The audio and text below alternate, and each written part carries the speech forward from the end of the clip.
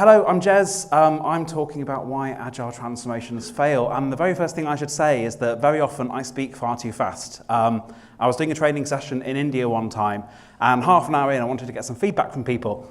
And I was just like, give me some feedback. And they were like, no, it's fine. And I was like, no, give me some feedback, any feedback you have. And eventually someone said, you speak far too fast and we can't understand a word you're saying. And I was like, well, there you go. There's going to be an issue with this particular training session. So we came up with a hand signal, which is that. So if at any point I'm speaking far too fast, rather than having to look confused or put your hand up or anything, just do that and I shall slow right down.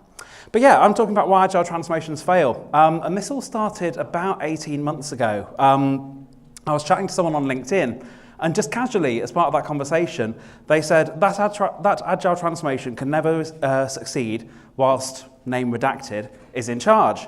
And I was just like, really? Like, we are spending millions of pounds, you're employing hundreds of people, you're bringing some of the best people in from all over the place, and you reckon one person is going to destroy it. How is that possible? How can this possibly be a thing? And that stuck in my mind, and it really bugged me. It really like, why do Agile Transformations fail? Could it be just one person can destroy tens of millions of pounds of kind of program and so forth? And then in January this year, I went for dinner with my friend Ahmad, who's fantastic. And I was talking about this question with him and said, I'd really like to do some more research into it. And he was like, well, where are you going to get your data from? And I was like, I don't know. And he was like, you should do a podcast. I'd listen to it. And I was like, fantastic. I've got an idea and a listener. That's a podcast. This is going to work. Incidentally, on these slides, I'm putting everyone else's Twitter handles. A, because this isn't about me. This is their wisdom, not mine. But also, I think it'd be really funny to have lots of phones going off around the world randomly, completely unexpectedly for the next hour or so. So if you want to tweet any of this, feel free to mention them, not me, because I think it'd be really funny for them to see this kind of going on. But yeah, Ahmad was kind of the inspiration behind it. And it's been going since February the 7th this year it launched. I've been all over the world with it. I started out in London. I talked to a lot of people in Scrum Gathering in San Diego, which was fantastic. Got people like Jeff McKenna, Alistair Coburn and people. Went to India, interviewed someone in India. There's still more places I need to go, which I shall come back to at the end. But basically, I've been going around and just asking people kind of, why do Agile Transformations fail? And I thought I should set myself the challenge of actually writing this up, of actually having some talks to talk about what people have said, because otherwise it's just going to roll on and on and on. What would the conclusions actually be? So that's kind of why I'm doing this. I wanted to say, right, where are we now? This is not the answer. I don't have the answer. I don't think anyone ever will have the answer. This is just where the knowledge is up to at the moment, but that's a knowledge base I constantly want to keep on inspecting, adapting and building on, basically. And it's been really interesting because there's been a whole bunch of different stuff that's come out of it that I really didn't expect, and a whole bunch of stuff that I kind of assumed would be the case that isn't the case at all, which is great, which is really, really interesting. So what I've done, I've broken a lot of this out into different kind of themes and categories about the issues and topics people brought up and some of the ideas they came up with for why Agile Transformations fail and what you can do to prevent it, because that's kind of the sub-headline of the podcast. And the first one was purpose. Basically having a purpose for your Agile transformation. It sounds really, really obvious, but people are kind of giving the vibe that if there isn't a purpose, it's really not going to work. And actually, a lot of them seem to start without purpose. But purpose is a really tricky thing. I was talking to Simon Painter in London a couple of months ago now, and he basically said, do they fail or do they just not meet their set objectives? What would you define as failure? We've had some successes in some areas, and some people have gone on to do great agile work in other organizations. You have to look at things like scale, time scale, and location. So basically, how do you define what the success or failure would be? And it seems pretty indefinable, which means you probably can't actually get to an answer of why Agile Transformations fail, because they would only fail based on the criteria you set them, and the criteria you set them could be anything. Simon made a great example when he was training someone of this person's probably not going to be able to do much with Agile in their current organization, but they really got it, they were really passionate about it, and as a result, they might well go off and do some great work in a different organization in 5 years' time, 10 years' time. Is that a success of his transformation? Is that a success of their transformation? Where is this coming from? Basically, there's so many different things to this. How do you pin down what the success or failure would be? But it's really, really important. Something that came from Ahmad, where he said, it's quite rare to start the transformation by understanding the problem to solve. That can be hugely important. A lot of time, people in transformations are giving people autonomy and mastery, but not giving them purpose. There's nothing harder to do than give purpose at that kind of scale. Scaling purpose is incredibly difficult. And there's a subtext in that, I guess, of agile transformation being of a very large enterprise, or certainly a bigger place than a small little digital agency. I started this in digital agencies, and we couldn't help but be agile. There were only 8 of us. We couldn't afford an ops team and a dev team. We couldn't afford not to be co-located. All these things just had to happen, basically. But yeah, we talk a lot about giving people autonomy, making teams self-organizing. We talk about, coaching them to mastery and so forth. But do we actually give them a sense of purpose? What is the purpose of the transformation itself, and what's the purpose of the product they're trying to build? We do the first two and potentially not the third, if you know Dan Pink's work. Alok was great. I met Alok in India randomly. We were chatting on LinkedIn. He just turned up in a room I was in. And he said, you've got to know why you want to transform. Our competitors are doing it isn't a good enough reason. The best transformation I've seen, the leaders were clear that they were transforming because their cost was X% of their profits and their cycle time was 3 times that of their competitors. That's when it worked. That's when they actually said, this is why we're transforming. We have this thing going on here. This is what we're moving towards. And this is why we're doing all this crazy stuff with post-it notes and standing up and coaching and all that sort of stuff. They had a goal. And that actually made their transformation much more easy to succeed because they knew what success was. They knew when they would reach success because they had an actual target to achieve and so forth. But I've seen transformations that don't start like that, and talking to lots of other people too, I've heard of other ones that don't start in that way as well. And John Terry kind of said the same thing. Most organisations actually do have a burning platform. If you know John Cotter's work, the thing about organisational change needing a burning platform, first of all, for people to sort of jump off before they can go into organisational change. Most organisations actually do have a burning platform. They may just not see it. But if they genuinely can't see it, you're probably not going to succeed in serious transformation. And this is a problem, I think, in some industries, especially banking potentially, where the banks tried to go bust and government stepped in and bailed them out, putting out that burning platform. And once you've been told you can't fail, then where's your burning platform anymore? You don't have that impetus to transform, to change, basically. So yeah, most places have a burning platform, but unless you can identify it, it's probably not going to work. That said, I've worked in places where I've tried to create a burning platform and everyone's got really annoyed at me. And they said, they get really annoyed at my negativity. And I said, but I'm trying to create a burning platform. And they said, well, will you stop? Because everything's fine. And they're like, well, fine. If everything's fine then you probably don't need me because everything's fine. And of course, everything isn't fine, but unless they can see it, it's not going to work. We've touched on scale as well. How big can you make your transformation? Does the scale of the transformation matter? And this has been really interesting. Simon Painter said, I've worked on agile transformations that focus on the business first. I've worked on ones that only do IT or only do the business, not one that does both. One business person I trained said they haven't got time to talk to IT, that's why they pay transformation. Where should this start? And there's a real tension here between, do you scale this too quickly into lots and lots of different areas if you need lots of areas involved, or do you start small and get it working? And kind of neither answer is right. Both answers kind of have problems. But I really liked the very first podcast, actually, with Roy, where he said, companies try to transform too quickly, like a big bang change. Think of Usain Bolt, world-class runner, but one day he was a toddler who had to learn how to walk, then learn how to run, then learn how to be the best at sprinting in the world. The idea of a company going all out right at the start is akin to telling the 2-year-old Usain Bolt to try to do 100 meters in 9.5 seconds. It's just trying to scale too quickly. And I've seen this happen again and again and again. We need 100 coaches. We need all of this to happen. Everyone's going agile, but in the next 12 months, everything's going to be agile. And that kind of scale just doesn't work. You're stretching the limits of how you can change people. You're stretching the limits of what can actually be achieved in that time. But there is a tension in that, because if you're not scaling quickly enough and you're not bringing in the parts of the organization that need to be transformed, then potentially they're going to bring anti-patterns back into you as well. So that bit's really tricky. And John Terry, again, saw the same thing. He was talking about some transformations he's worked on that have worked. One of the interesting things talking to people is there's been very, very few people who've talked about a transformation that worked, which is kind of a bit depressing. But he said there was one that was working, but then it stalled, fell apart, and genuinely didn't work when we took it from a few hundred people to a few thousand. They tried to blow it up too quickly, and the whole thing just fell apart. Having that sense of at least measured pace in how you scale this stuff seems really, really important. And I loved this from Jose Casal. He said, they fail because we try to do too much too quickly. We never give time to people to take it on board and assimilate it. We need to be patient and give it time, so it becomes a daily small change every day. We know that big projects and large batch sizes don't work, but then we try to treat our transformations like that. And so much of what I was reading and listening to, writing up these podcasts, was me sitting there going, we're talking about the Agile Manifesto, we're talking about basic Agile principles. We're not actually applying basic Agile principles to our transformations themselves.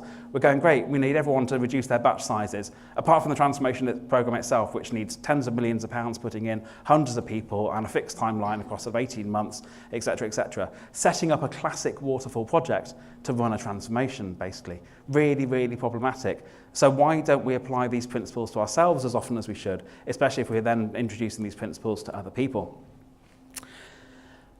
The product owner was a really interesting one. I'll be honest, the biggest thing I thought would come out of this would be the framework. I really thought people would say it doesn't work because of SAFe, or it doesn't work because of Scrum, or it doesn't work because of Less, or Disciplined Agile, or whatever it would be. And we'll come on to the framework in a bit. But actually, the biggest thing people were talking about was having a great product owner. That seemed to be such an important part of this, and something that I've not often seen get picked up too much in transformations. You teach the team Scrum, you teach the team standing up, you teach the team all these other practices, but the product owner question becomes really, really tricky to do, because kind of lots of people want to be the product owner a bit, but they haven't got a lot of time to do it, but they can kind of do it partially, and then someone else is the product owner because they're paying for it, but someone else is the product owner because they work with the team every day. And this product owner thing just gets a bit messy, and everyone goes, that's fine. Actually, what's been coming out of the podcasts is people saying the product owner thing matters hugely. Really, really, really important. Dave Maloney, bless him, is the only developer I've spoken to in this. I had this mission at the start. I wanted to speak to loads of developers because we're doing this to them. We're doing this to developers. It's actually, those are the people affected by a lot of the work that ourselves as coaches and so forth do. And I found it really hard to get developers to speak to. I'm still looking for more of them. But Dave was a fantastic full-stack developer. And he said, basically, start with the business and create product owners who control the entire value stream top to bottom. If you're starting in an organization that's already heavily siloed, and you've got kind of the IT department here and the business over here, and they're passing requirements over, and both of them have kind of got product owners in them, and there's someone else in transformation who sits between the two, being a product owner as well, that's really, really tricky. Start with someone who actually cares about the product getting built, have them control the value stream end to end, and drive your transformation that way. That was a really, really big thing Dave's picked up in his career so far. Ahmad said the same. He said it succeeds where there's someone that knows what they want and isn't afraid of transparency. The product owner needs to be someone at a senior level who can make spending decisions, a Steve Jobs character. You know, we don't like the phrase proxy product owner. We kind of think that's an anti-pattern. But actually, unless you're able to make spending decisions around the product that you're building, then in some senses you are a proxy product owner because you're not able to kind of see those decisions through. And I love the analogy of Steve Jobs. He had that vision, he had that purpose, he had a mission for what Apple was going to do and what Apple was not going to do. When he rejoined Apple, he threw away loads of products and said, we're not working in this space anymore, we're working in that space, I'm funding this, we're doing it this way.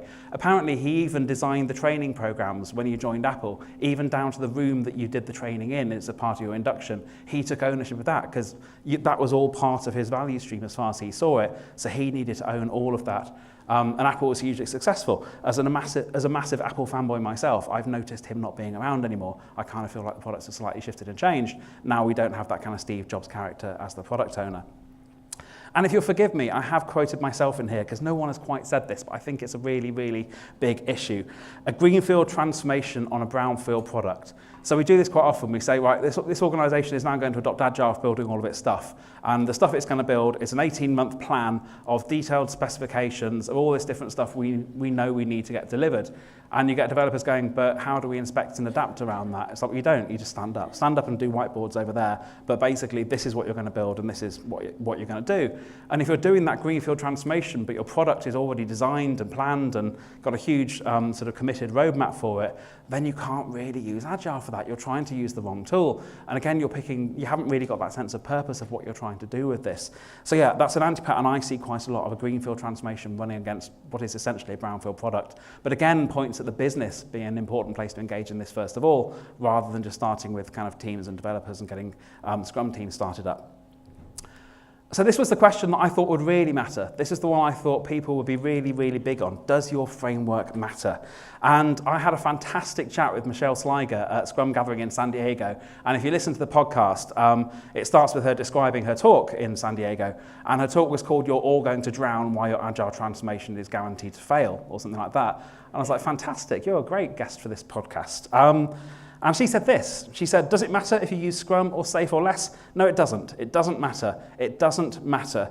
That's what drives me crazy. You see people fighting over which scaling method is best, and I'm sitting there thinking, it doesn't matter. You're going to fail anyway. Just pick one. You're going to fail. But nobody wants to hear that message.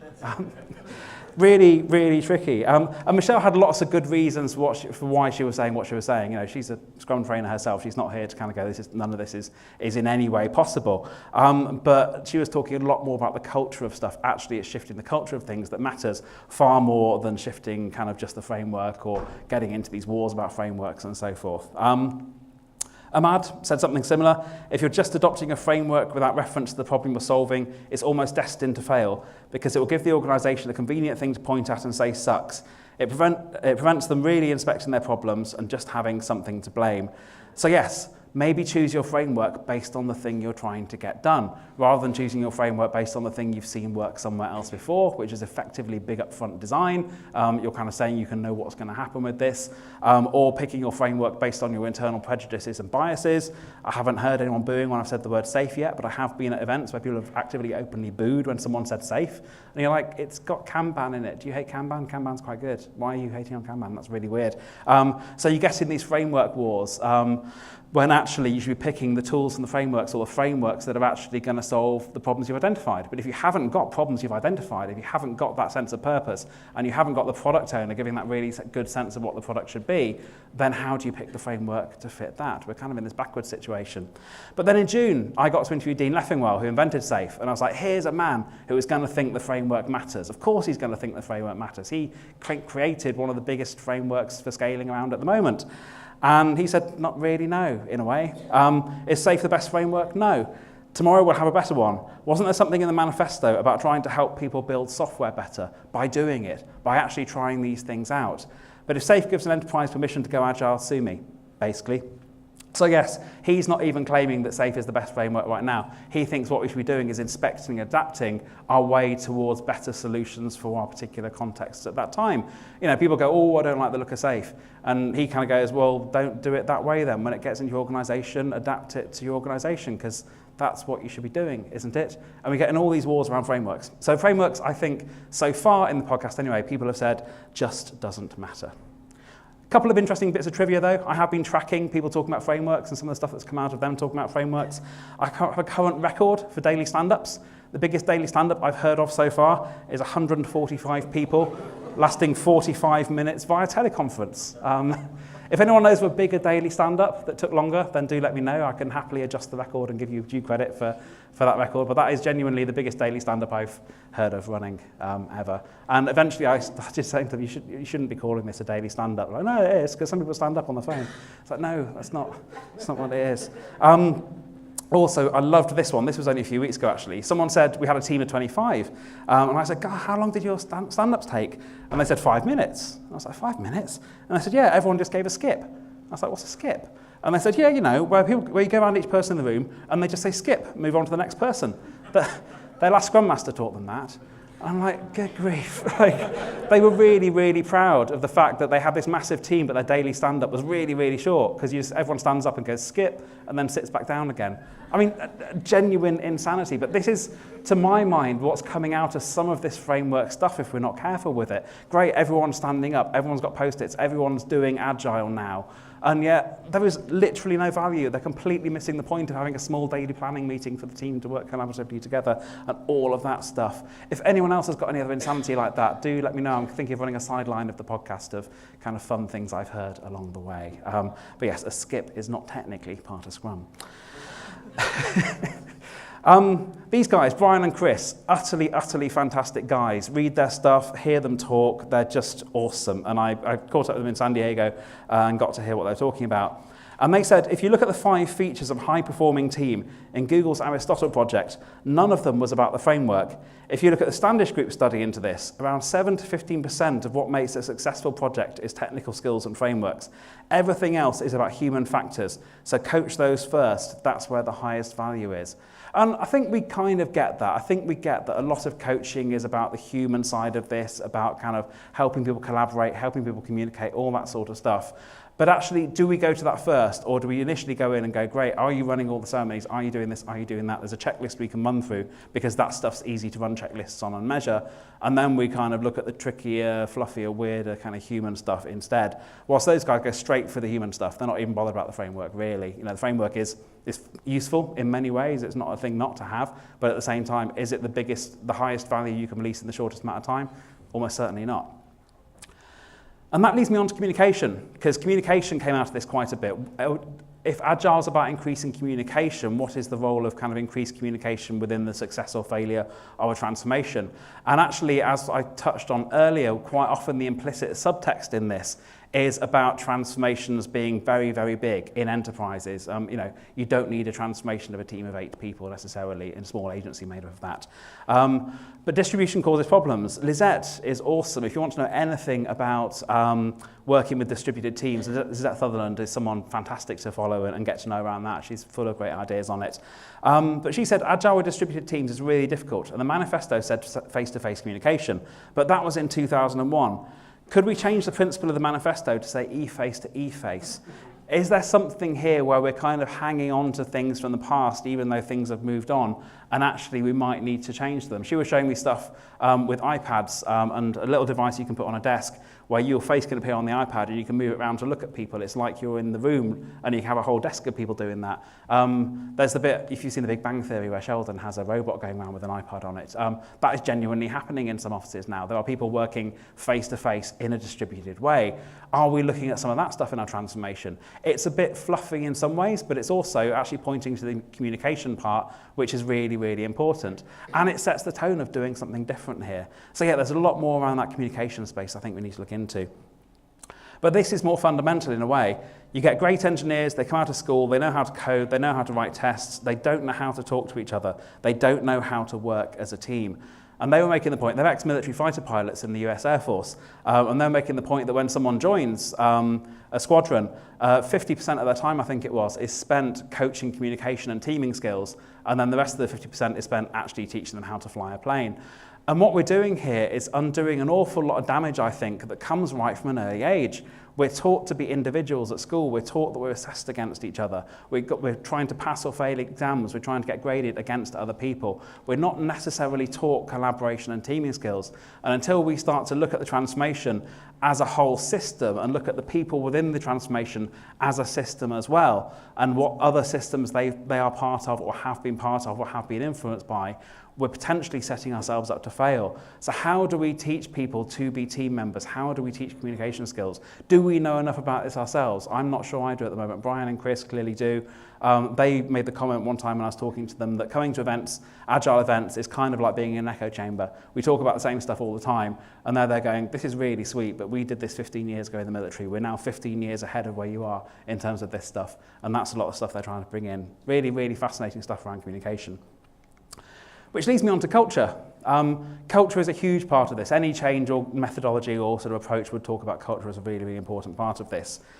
But Ahmad said you take 15 years of Taylorite abuse of people, the whole kind of production line approach, and making them a cog in a machine and looking to get those cogs as cheaply as possible by offshoring, then ask those teams to become cross-functional and self-organized. Magic doesn't just happen, and that takes a lot of time and patience. And this, to my mind, is something we often forget, that we go out to teams and go, great, you're now self-organizing, and then managers try and talk to the teams in the way they used to, and we say, get out, you're not allowed to talk to the team anymore, the team is self-organizing, you can't tell the team what to do. And we're trying to get people to do behaviors they've never done before, potentially never experienced, potentially in 15 years of working in this place, working in one way, we suddenly turn up one day and go, right, it's different now, we're going to do it this way. And they don't know how to act in that way. No one knows how to act in that way. And unless we're actually aware of that and sensitive to that, to my mind, we're slightly doing a form of violence on these people, or risking doing a form of violence on these people. You know, you are now free to do this. You must work in this way. And they don't know how to, and they don't feel comfortable to, and they're still worried that their manager fundamentally is going to come around when you've left the building at the end of the day and still be their manager. There's all of these dynamics going on. How do we actually teach and coach self-organization in a way that undoes potentially 15, 20, 30 years of damage that people have experienced? I don't know, but it's something I think we need to be much more cognizant of, really. And this was really interesting from Michelle as well, where this is kind of the reason she was talking about just pick a framework. Doesn't matter, just pick a framework, you're going to fail, basically. And she says, Agile adoption can't succeed in large companies because in order for it to work, the culture would have to change. You cannot change the culture, it's impossible. The number of firefighter deaths in Kansas has remained the same for the last 40 years, despite equipment improvements, new learnings, and all the rest. The lack of change comes down to tradition and culture. Firefighters still wear Civil War era leather helmets out of tradition. And I was just like, no, surely they don't. Like, you're still wearing leather helmets, even though we have better things now, even though if you don't wear a better helmet, you may die, you're still not changing this. So I looked it up, and they really do. This is an advert off the internet, literally 2 or 3 weeks ago, for the Phoenix Technology Flatback leather TL2 leather helmet. The TL2 traditional leather fire helmet is the lightest NFPA-compliant authentic leather helmet on the market today. So these people, even though they could wear better helmets, are still sticking with tradition. And if they're doing that when it may kill them, how do we expect people in workplaces to break the traditions they've experienced for that long when they're probably not going to die as a result of it? That's how difficult it is to shift the culture. If these people aren't shifting their culture based around that, and they still want to stick with tradition and leather, even though they may die, how are we going to shift that culture? Which is really, really difficult. And culture is a part I really want to look at too, kind of with different countries. That's why I was really pleased to get some chance to talk to someone in India, and I want to go there and do some more stuff. Because Alok pointed out that often, from an Indian perspective, the transformation is being driven from outside of India, and the Indians are just being told to transform. The leaders have said it, and in India, speaking back to leaders is a sign of disrespect. So people comply whether they want to do it or not. As a result, people say yes a lot, but act as complete roadblocks to it. And I've seen this myself very often. People go, yeah, great, we'll do that. And then do the exact opposite. And it's just really, really odd. But again, we're turning up from a different culture in a different country and expecting them to behave differently all of a sudden without having any sensitivity to that.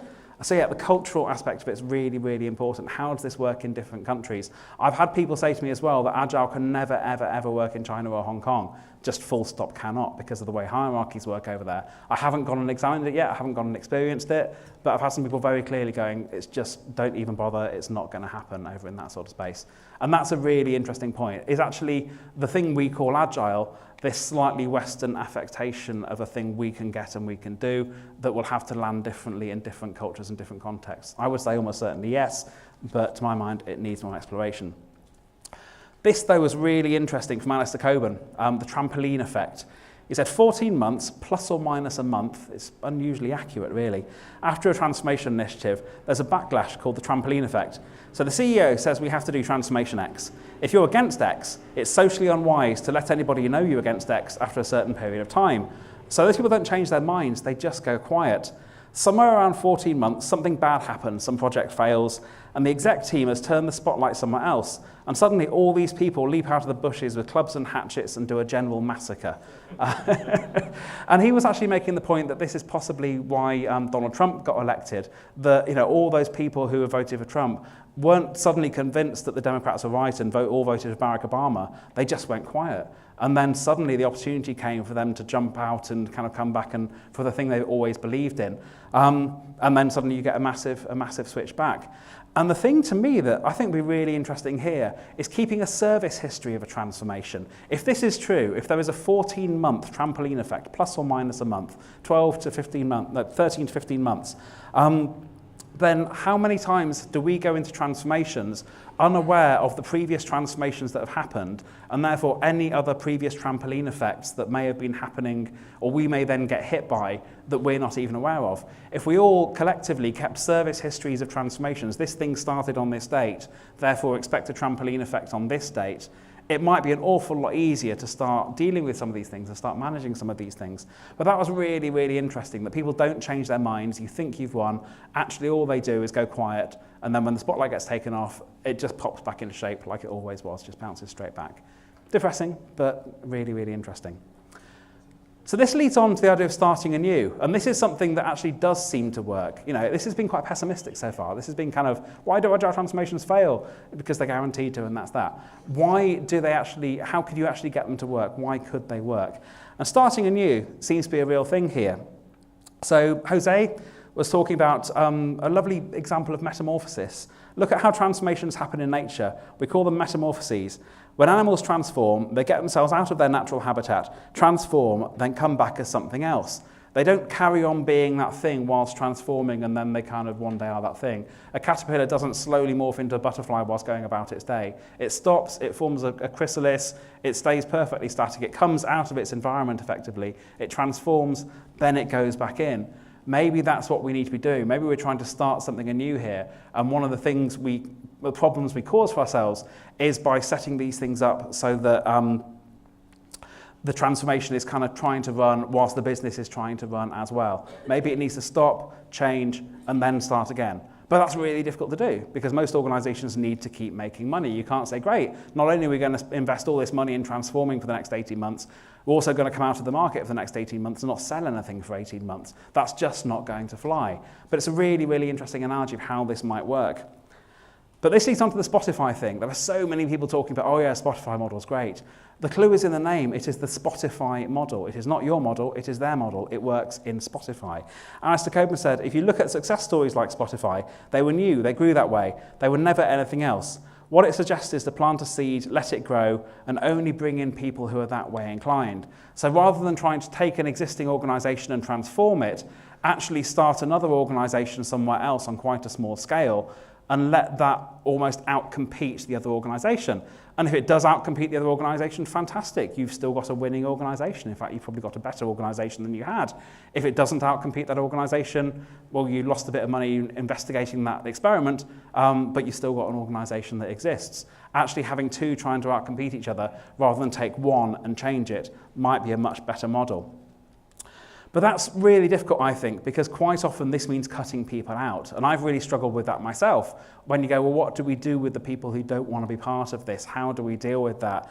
And then I had a big chat with Nigel Baker in San Diego, and he was quite clear on this matter. He said, we need to be firmer on getting rid of people. Show empathy by culling. If the world is not going to change back, they need to find a new role somewhere they can be happy. Which is difficult if you're trying to do this thing of transforming your organisation whilst it's in flight and you're transforming that thing, but it's much easier to do if you're starting a side organisation and only bringing in people there who want to be part of this new agile thing and then letting that outcompete your other organisation. You're not having to kind of chuck people out, you're only kind of welcoming people in, which as a fluffy, hippie liberal kind of speaks better to my sensibilities rather than culling people. But it's an interesting take on it, that actually if those people aren't going to be happy, maybe we shouldn't be trying to get them involved. And this is the point I was making about Spotify. The trouble with saying another organisation says X is that you're not that organisation. A lot of people copy Spotify, but it's all been generated through a decade of experimentation. It's not cut and paste. You've got to make your own mistakes. You can't just take someone else's model. You can't just take someone else's framework and apply it to your organisation and expect it to work. You actually have to make mistakes. You have to experiment. You have to inspect and adapt around your transformation. And I'm sure many people do that, but I think many others don't. Many others just go, well, this transformation, we're adopting this framework, everyone do it, and then surely it's going to work. Absolutely not. You have to actually inspect and adapt and make mistakes. And this is interesting from Chris Alexander. Chris works with Brian, the two military fighter pilots. When faced with complexity, we don't try and figure it out for ourselves. We copy what someone else is doing. It's in our nature to see what people are doing when they're doing well and to copy it. Hence the cargo cult. Spotify questioned everything they did all the time. And that, to my mind, was really interesting about the complexity thing, that when we're faced with complexity, we look for other success patterns and we try to copy them. Because that actually points to what we're doing in our transformations. That transformation over there succeeded, let's copy it. Is probably a really bad thing to do. That transformation over there succeeded in that context, in that way. We might be able to get some interesting learning from it here and there, but our transformation can't follow their pattern and succeed. Our transformation has to follow our pattern. It has to be unique to us. We can't just copy somebody else. And Simon Painter even made the point that this is true right within our transformation itself. This is actually going down to a much more micro level. So pick an area, get it right, learn from that, but don't make the mistake of saying that worked there, so now we need to create 50,000 copies of that. Even if you're running a small pilot in a transformation and it works, You don't then say, well, that worked in that team there. Let's just scale exactly what that team did across the rest of the organisation or across the rest of the department.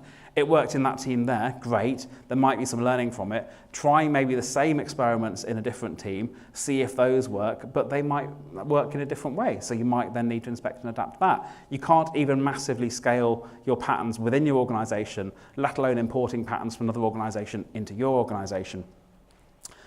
And this guy I can do no justice to, so all I've done is put a link up to this fantastic PDF. His name's Andrew Holm, and he is just amazing. He basically had a real problem with his business. He was going out of business, nothing was working. It was just kind of all going downhill quite quickly.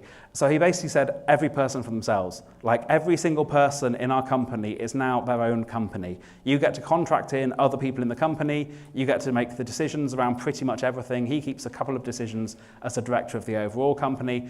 Everything else he is decentralized. Everything else he is just pushed down to the lowest level. And it's been phenomenally successful. It turned his company around and completely saved it. It's led to him diversifying from making aeroplane parts to fishing rails, because he's diversified the direction of his company, and he's decentralized that too.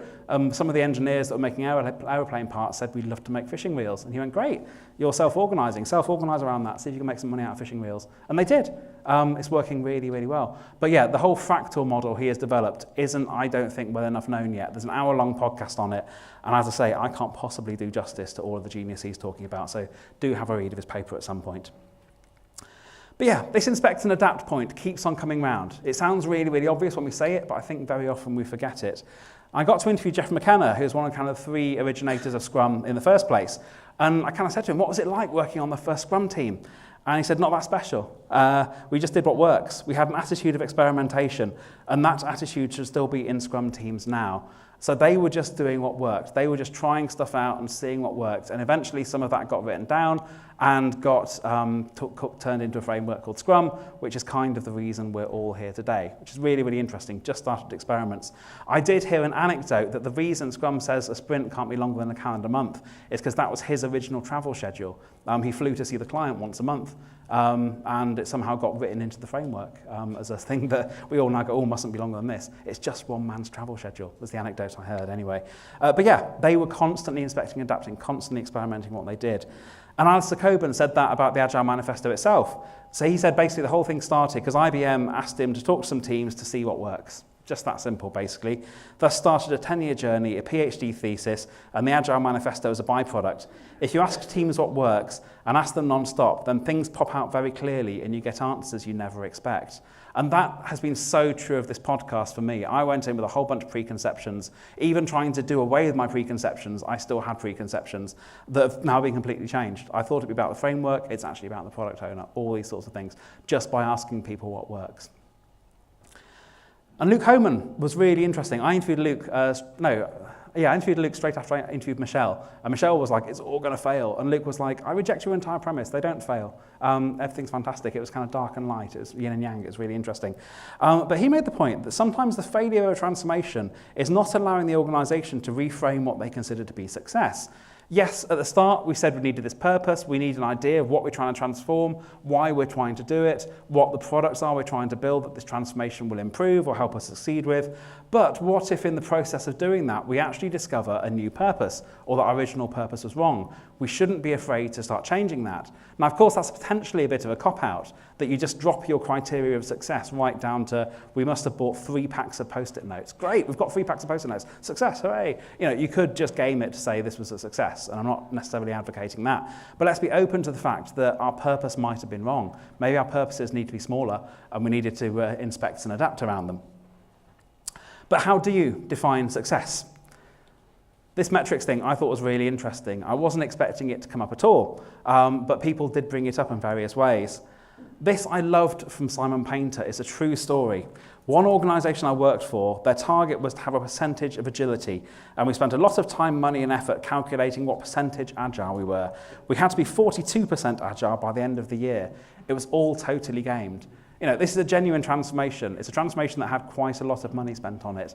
And this was the metric they were using. What percentage agile were you? It was completely made up. Apparently they were going around saying to people, we need to calculate your percentage agility. And people were saying, is this going to be evaluated in any way? And they had to say, no, not really. And they were like, great, I'm 92% agile. Great, fantastic, 92%, tick, onwards from there. Metrics like that genuinely happen. And it's things like this that occasionally bring me back to my original question of going, could it have been one person that caused that to fail? That doesn't necessarily say this was one person, but it was clearly a very strange committee, at least. It was a very odd group of people that kind of thought you could be a percentage agile. But Simon kind of said, the only metric has got to be concept to cash. Are you delivering more quickly at higher or as high quality as you were before? But people don't currently measure this. So do you spend 6 months measuring the current state before starting the transformation? That's not going to fly. This is the real problem with a transformation, that you're not trying to change the current thing into a slightly new thing. You're actually trying to transform it. You're changing the thing from a thing here to a thing there. It's kind of it's in a completely different space potentially to where you were.